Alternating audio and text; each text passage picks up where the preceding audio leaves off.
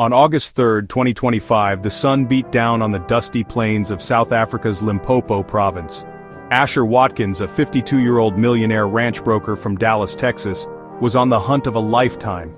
He had traveled thousands of miles seeking one of the continent's most formidable prizes. The Cape buffalo, a creature weighing over a ton whose horns could span more than a meter. Watkins, accompanied by a professional hunter and tracker, moved with practiced silence through the dense bushveld. In a flash of raw, untamed power, the Cape buffalo charged. The safari company described it as a sudden and unprovoked attack. Asher Watkins, the hunter who had traveled halfway around the world, found himself in a fatal confrontation. The Cape buffalo is widely regarded as one of the most dangerous animals in Africa, earning it the grim nickname Black Death. Unlike many animals that flee when threatened, the Cape buffalo has a notorious willingness to charge and circle back on pursuers. It's responsible for an estimated 200 human fatalities each year, killing more hunters than lions, leopards, or rhinos. News of Asher Watkins' death spread like wildfire across the internet, igniting a firestorm of public opinion. Social media platforms became virtual arenas for a digital morality play, with thousands flooding comment sections with harsh, unforgiving messages. Many openly celebrated the buffalo, hailing it as a hero that had delivered just punishment. Karma at its best. The hunter becomes the hunted became common refrains.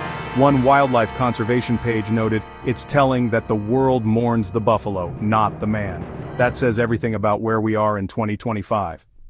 The story was picked up by major news outlets worldwide, presenting a stark contrast between traditional hunting views and modern ethical opposition.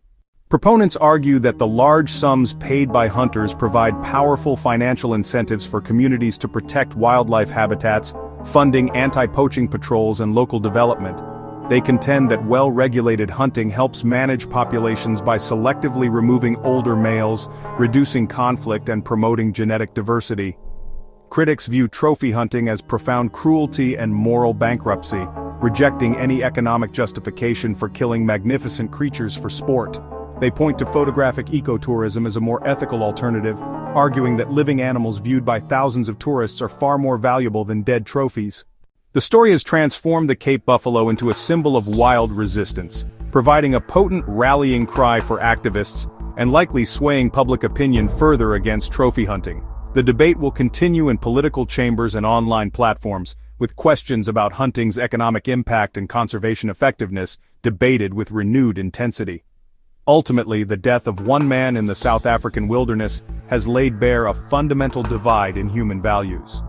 The conflict between economic realities of conservation and growing ethical opposition to blood sports remains unresolved.